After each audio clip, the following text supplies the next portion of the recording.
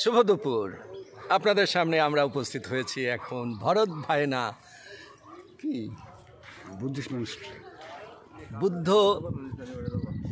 Buddhist মনাস্ট্রিতে। এখন আপনাদের দেখাবো কিছুক্ষণ পরে। আমি আর রতনদা আছি আপনাদের সাথে।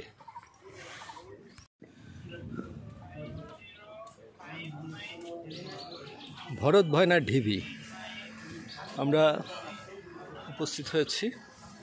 আপনারা দেখতে পাচ্ছেন একটা নেম প্লেট, ভরত ভায়না ঢিবি আছেন।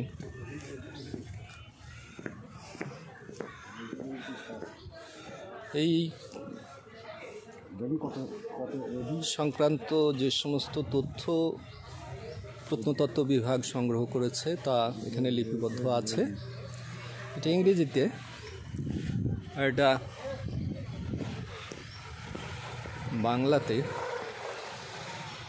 পরিষ্কার করা হয়নি, অযত্নে পড়ার মতো অবস্থা নেই।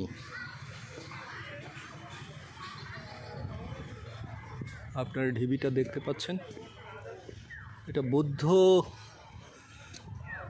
10ম শতাব্দীর দিকেই হয়তো গুপ্ত যুগে তৈরি।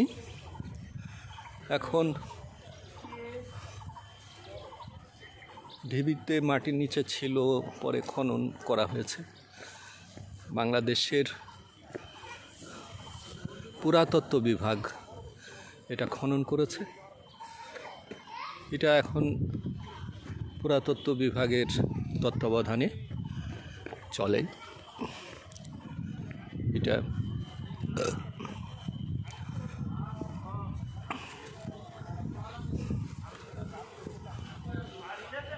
এই সংঘ বা স্তূপ যে স্থাপনা, সেই স্থাপনা আমরা উঠছি, সিঁড়ি আছে, সিঁড়ি দিয়ে উঠছি। আমরা পাহাড়পুর গেছি নিশ্চয়ই। পাহাড়পুর আমরা যে বৌদ্ধবিহার দেখেছি সেইটা, কিংবা ময়নামতিতে যে বৌদ্ধবিহার দেখেছি সেটা একই এরকম আদলেই তৈরি। কিংবা মহাস্থানগড়ে যে দেখা হয়েছে সেটাও এরকম ভাবে নির্মিত।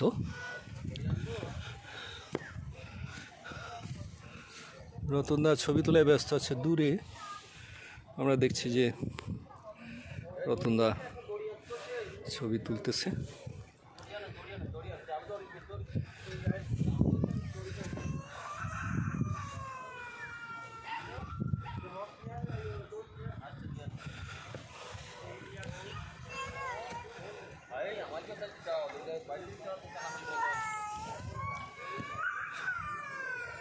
সিঁড়িগুলো ঠিকমতো এ করা সম্ভব হয়নি।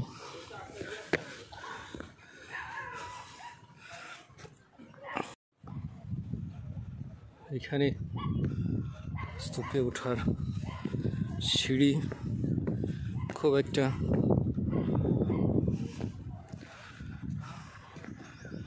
আমরা কতদিন যে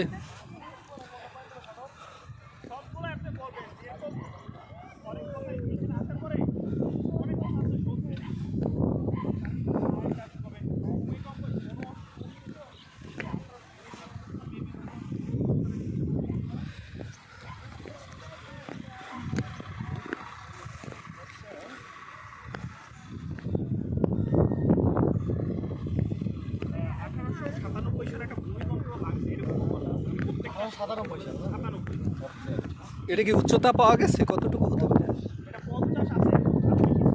50 ফিট। Thank you guys. এটাকে অনেকে ভরত ভায়না বলে, কেউ বলে ভরদ্বার।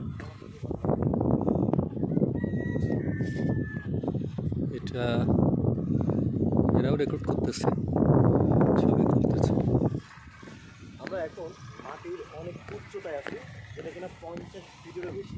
এটাকে অনেকে ভরত ভায়না বলে, আবার অনেকে বলে ভরত ঢেউ। বাট এটার ইতিহাস আমরা এখানে জানতে পারলাম যে এখানে ভরত ভায়না, ভরতের দেউল, ভরতরাজের দেউল এরকম নামে নামাঙ্কিত করা হয়েছে। রেখা দেওয়ার জন্য এই ভরত ভায়না কেউ বা বলতেছে যে তার মায়ের গ্রাম দেওয়ার জন্য। এদিকে স্থাপনাটা অনেক বেশি।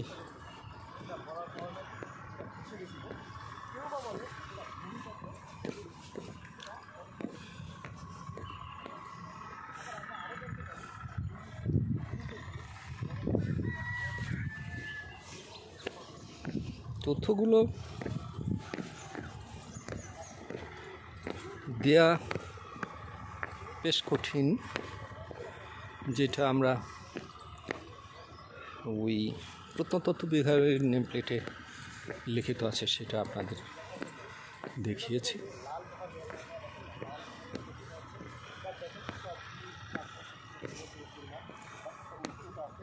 তারই পাশে একটা বাউন্ডারি আছে, এবং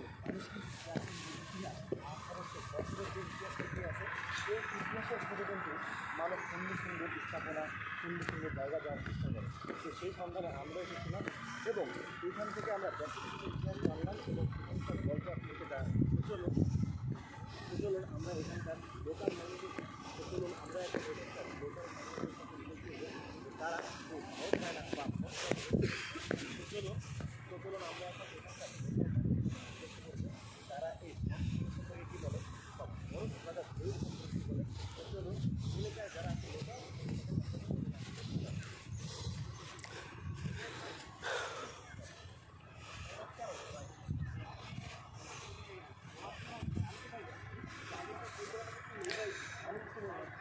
তাহলে ভরত ভায়না, ভরতের দেউল আপনারা দেখছেন। এই সাইড থেকে আমরা আসছি, যে অন্য সাইড থেকে আসছিলাম সেখানে সিঁড়ি ছিল, এই সাইডটা ঠিক সিঁড়ি হিসাবে বলা যায় কি না। এখানে কিছু নকশা আঁকা জানালা টাইপ রয়েছে, এখানে ইটের স্তূপ এদিকে একটু বেশি।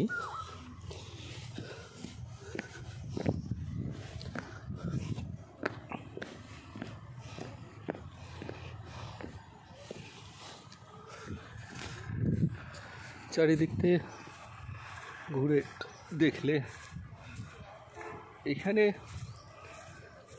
এক বিকেল মোটামুটি কাটিয়ে দেওয়া যায়। যদি কেউ আসতে চান আপনারা আসতে পারেন। চুকনগর থেকে ভরত ভায়না সম্ভবত 12 কিলোমিটার মতো হবে, এই দেউলে আপনারা পৌঁছতে পারবেন। এবং এটা দেখে আপনার, হ্যাঁ বলেন, আবার উপরে যাব। এখান থেকে